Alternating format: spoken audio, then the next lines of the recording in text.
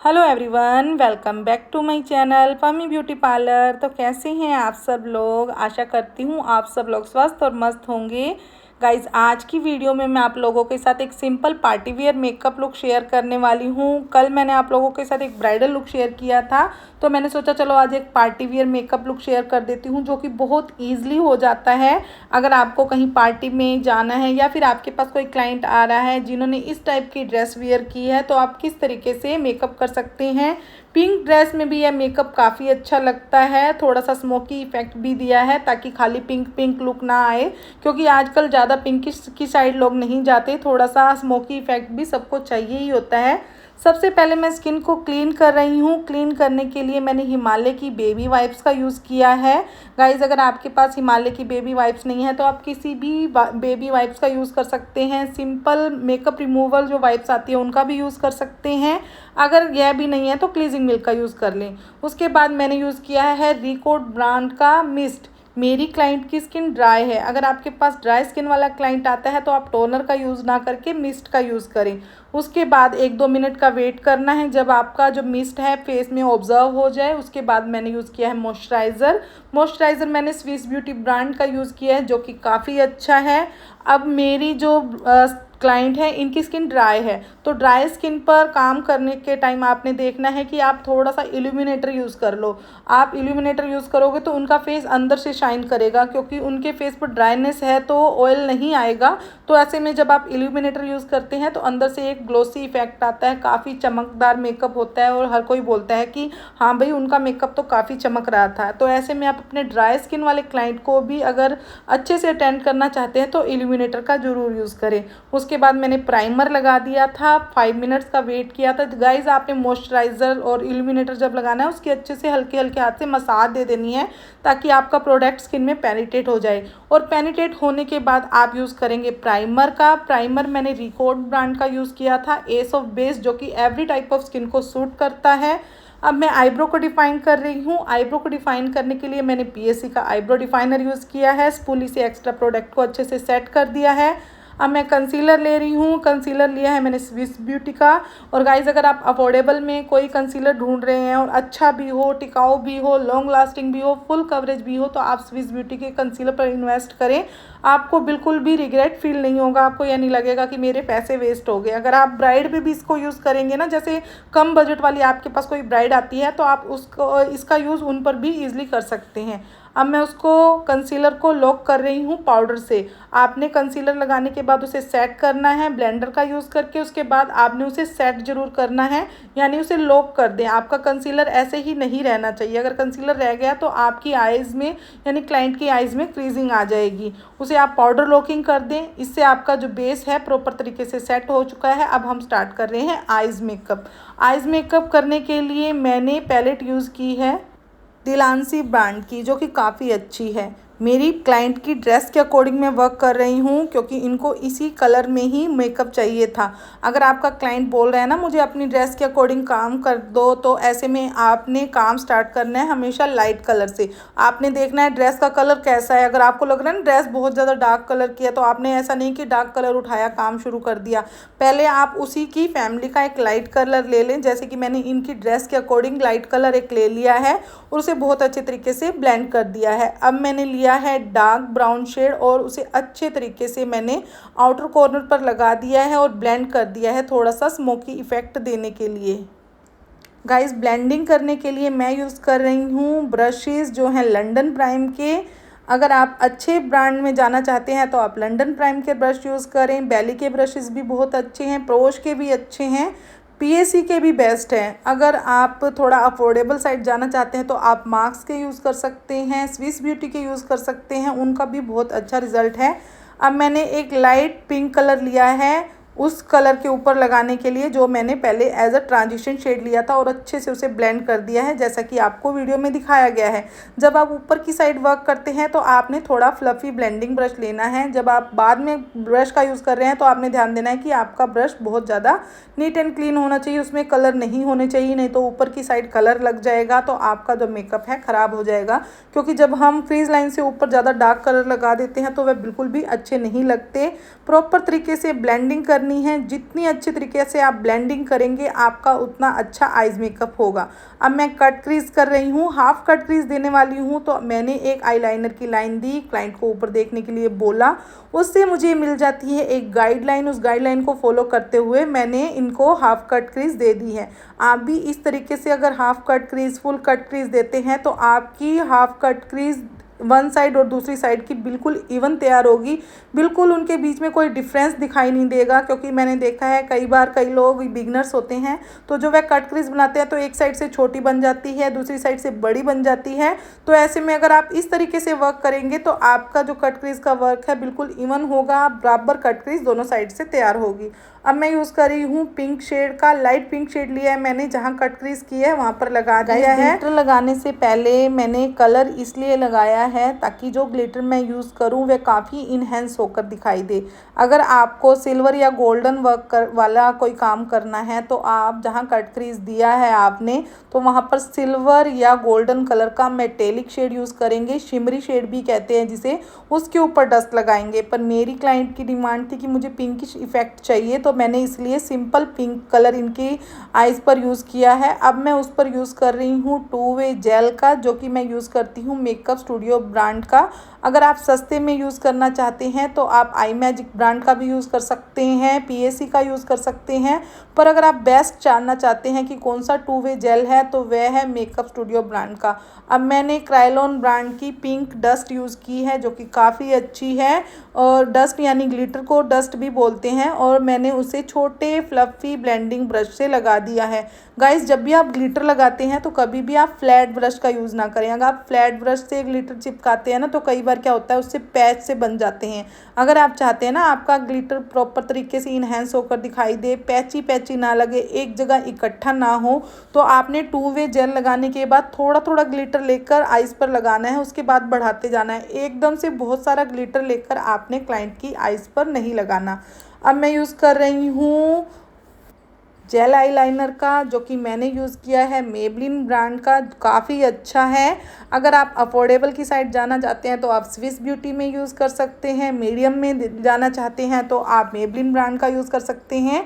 पर अगर आप बेस्ट की साइड जाना चाहते हैं, आप जानना चाहते हैं कि कौन सा ऐसा बेस्ट जेल आईलाइनर है जो कि काफ़ी अच्छा रहता है, बहुत अच्छा रिजल्ट है, जेट ब्लैक है, तो आप यूज़ कर सकते हैं इंग्लोड ब्रांड का। बहुत अच्छा जेल आईलाइनर है, पर मैंने अभी उसे परचेज़ नहीं किया, और हमारे यहाँ लोग मेकअप का बहुत कम चार्ज देते हैं। जल्द ही जब मेरे पास कुछ अच्छे खासे पैसे इकट्ठे हो जाएंगे तो मैं उसे भी परचेज़ करूँगी। और मुझे मेकअप ब्रशेज़ का सेट भी लेना है। अभी तक मैंने कोई भी मेकअप ब्रशेज़ का सेट परचेज़ नहीं किया, क्योंकि मैं एक एक दो दो ब्रश लेके काम चला रही थी। पर अब मैंने सोचा है कोई अच्छे ब्रांड के मेकअप ब्रशेज़ का सेट परचेज़ करूँगी। जल्दी मैं आप लोगों के साथ उसका रिव्यू भी शेयर करूँगी।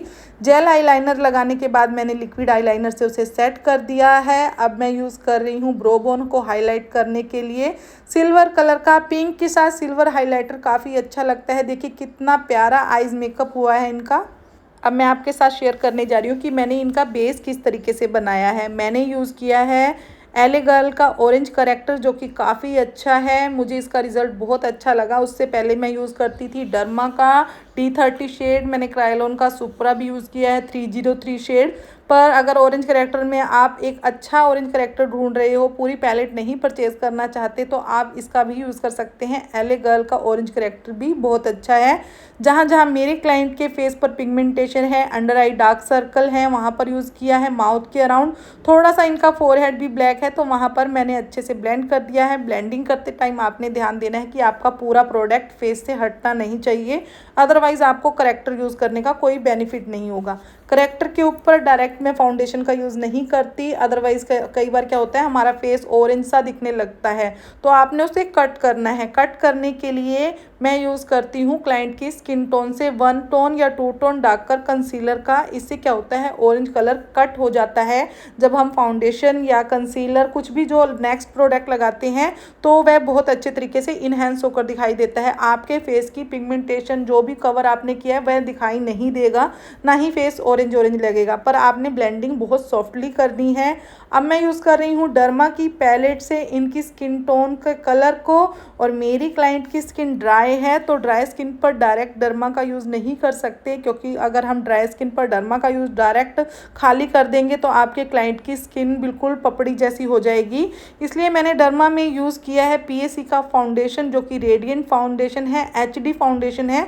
बहुत अच्छे तरीके से मिक्स कर दिया है, जिसका शेड है 2.5। अगर आप जानना चाहते हैं ना कि कौन सा ऐसा फाउंडेशन है जो कि आप डर्मा और सुप्रा में मिक्स करके बहुत अच्छे तरीके से वर्क कर सकते हैं, तो आप पीएससी के फाउंडेशन यूज़ करें, आपको बहुत अच्छा रिजल्ट मिलेगा। बहुत अच्छे तरीके से ये वर्क करते हैं सुप्रा और डर्मा के साथ मिक्स करके। कई लोग कहते हैं ना लिक्विड में लिक्विड मिक्स करो, क्रीम मत मिक्स करो, तो ऐसा कुछ नहीं है।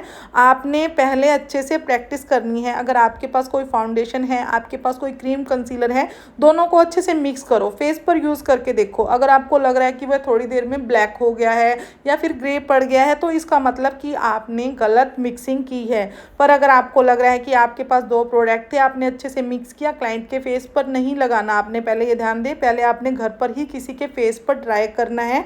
आप अपने स्टूडेंट पर ट्राई कर सकते हैं, आपके घर में आपकी ननद हो या फिर अगर आप अनमैरिड है तो आपकी भाभी हो, आप उन पर प्रोडक्ट को मिक्स करके यूज़ करें। जब आपको लगे ना कि पूरा फेस 1-2 घंटे बाद भी बिल्कुल ठीक है, तो इसका मतलब कि आपने सही मिक्सिंग की है। पर अगर आपका फाउंडेशन ग्रे हो जाए, डार्क हो जाए, तो इसका मतलब कि आपकी मिक्सिंग में कमी है या फिर आपने ऑरेंज करेक्टर का सही तरीके से यूज़ नहीं किया।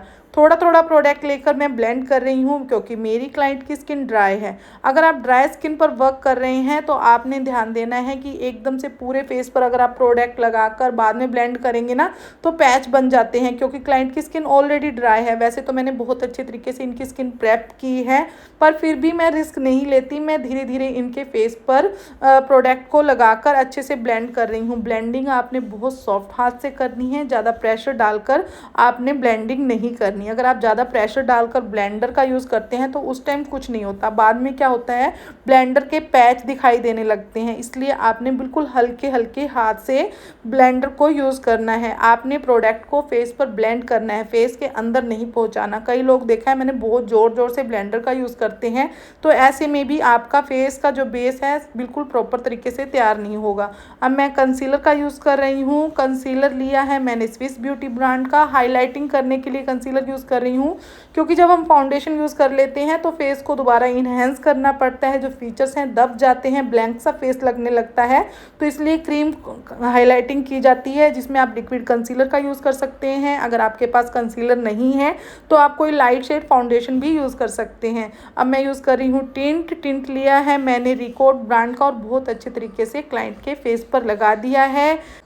गाइस, टिंट लगाते समय आपने क्लाइंट को थोड़ा सा स्माइल करने के लिए बोलना है, उससे आपको पता चल जाता है कि आप टिंट प्रॉपर तरीके से यूज़ कर रहे हैं या नहीं।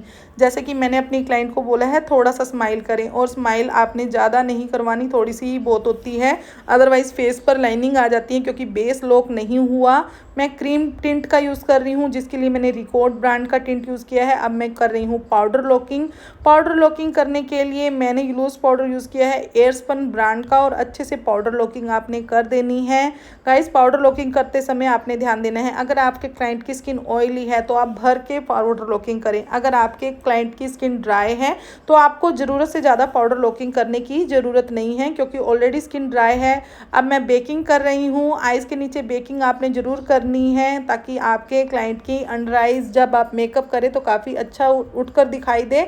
अब मैंने इनकी आइज़ के नीचे का वर्क ऑफ कैमरा कर लिया है। अब मैं इनको लगा रही हूँ कंटोर। कंटोर करने के लिए मैंने यूज़ किया है के ब्यूटी का कंटोर पैलेट, जो कि काफ़ी अच्छा है। आपने इस तरीके से क्लाइंट को फेस करने के लिए बोलना है और कंटोर कर देना है। आपने अगर आपके क्लाइंट की डबल चिन नहीं है तब भी हल्की फुल्की कंटोरिंग यहाँ पर ज़रूर करनी है, क्योंकि फाउंडेशन लगाने के बाद यहाँ सब भी फेस फ्लैट सा दिखने लगता है, तो अच्छे से आप लगाएं। नोज़ पर कंटोरिंग करें, क्योंकि फाउंडेशन का और हाइलाइटर का यूज़ करने के बाद जब हमने क्रीम हाइलाइटिंग की है तो नोज़ जो है हमारी इतने अच्छे तरीके से उठ के दिखाई नहीं दे रही जितनी नॉर्मली दिखनी चाहिए, तो कंटोरिंग भी ज़रूरी है। नोज़ कंटोरिंग मैंने इनकी ऐसे ही कर दी थी जैसे इनकी नोज़ की शेप है।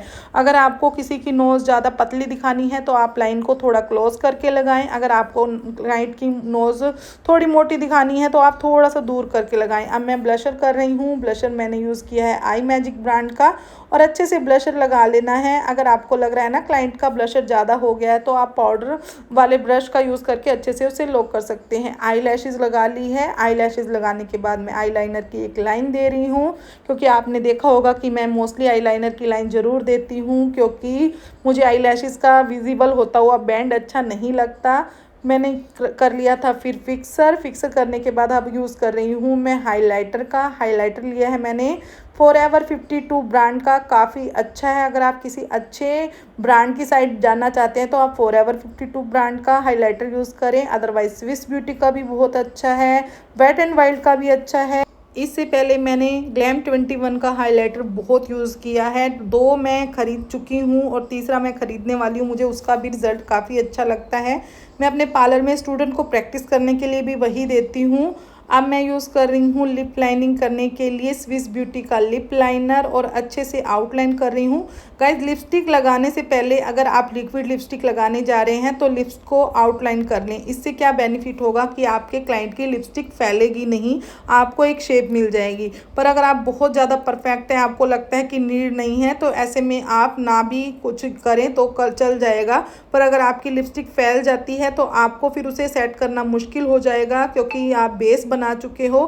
तो ऐसे में आप सेफ साइड चलें, हमेशा आउटलाइन दे लें। अब देखिए, लिपस्टिक मैंने यूज़ की है मेबलिन ब्रांड की, जो कि बहुत प्यारी लग रही थी। अब मैंने थोड़ा सा इनके लिप्स के नीचे हाइलाइटर का यूज़ कर दिया है ताकि थोड़ा सा ग्लोसी इफेक्ट आ जाए। अगर आपको भी किसी को ग्लोसी इफेक्ट देना हो तो हल्का सा हाइलाइटर यूज़ कर लो, या फिर आप यूज़ कर सकते हैं लिप ग्लॉस का, जिसका यूज़ मैं नहीं करती, क्योंकि हमारे यहाँ जितने भी लोग आते हैं सभी बोलते हैं कि मुझे तो बहुत लॉन्ग वाली लिपस्टिक चाहिए। तो ग्लॉस जो होते हैं थोड़ा सा लिपस्टिक को हटा देते हैं, उनको ये लगता है कि लिपस्टिक हमारी हटनी नहीं चाहिए। तो ऐसे में मैं ग्लॉस बहुत कम यूज़ करती हूँ, क्योंकि मैं नहीं चाहती कि क्लाइंट आकर मुझे बाद में कंप्लेन करे। को भी मैं हाईलाइट कर रही हूँ ताकि क्लाइंट की आइज़ खुली खुली दिखाई दें। तो प्रॉपर तरीके से इनका मेकअप हो चुका है। लेंस इनको वियर नहीं करवाने होते, क्योंकि इनकी आइज़ बहुत वाटरी है, बहुत प्रॉब्लम होती है। मुझे इनके ऊपर काम करने में काफ़ी सेंसिटिव इनकी आइज़ हैं, इसलिए लेंस ये वियर नहीं करवाती। वैसे बहुत प्यारी और बहुत क्यूट लग रही थी ये मेरी क्लाइंट। और गाइज़, अगर आपको मेरे चैनल की वीडियो यूज़फुल लगी हो तो वीडियो को लाइक करना, शेयर करना एंड चैनल को सब्सक्राइब भी कर देना एंड बेल आइकन को ज़रूर प्रेस करना, ताकि आने वाली लेटेस्ट वीडियो की नोटिफिकेशन आपको टाइम टू टाइम मिलती रहे। गाइज़, इनके फेस पर मैंने एक हाइलाइटर का भी यूज़ किया था, जो कि बहुत अच्छा लुक देता है। अगर आप मेरे चैनल पर कमेंट करके मुझे पूछेंगे तो मैं आपको कमेंट में बताऊंगी कि वह कौन सा मेरा सीक्रेट हाइलाइटर है, जिसको लगाते ही आपके क्लाइंट का फेस बिल्कुल ग्लोसी शाइनी हो जाएगा। अगर आप जानना चाहते हैं तो प्लीज़ कमेंट करें। और बहुत प्यारी और बहुत क्यूट लग रही थी ये। और इनके घर से बाद में भी इन्होंने बोला था कि सबने आइज़ मेकअप बहुत पसंद किया, सबको बहुत अच्छा लगा। तो चलिए मिलते हैं आपसे किसी नेक्स्ट वीडियो में। Okay, take care, bye bye, thanks for watching, thank you so much.